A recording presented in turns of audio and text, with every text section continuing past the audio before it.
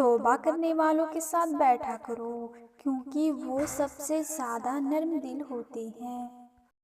اچھے لوگوں کا تمہاری زندگی میں آنا تمہاری قسمت ہے اور انہیں سنبھال کر رکھنا تمہارا ہنر۔ اللہ پاک ناراض ہو تو روٹی نہیں چھینتا، بلکہ سجدے کی توفیق چھین لیتا ہے۔ جو برا کہے چپ ہو جاؤ، جو ستائے صبر کرو۔ اللہ کی قسم ایسی طاقت بنو گے پہاڑ بھی راستہ دیں گے۔ صاف نیت سے مانگا جائے تو رب نصیب سے بڑھ کر دیتا ہے۔ آسان کام کسی کا دل دکھا کر معافی مانگنا، مشکل کام اپنا دل ٹوٹنے پر کسی کو معاف کر دینا۔ انسان کی آدھی خوبصورتی اس کی زبان میں ہوتی ہے۔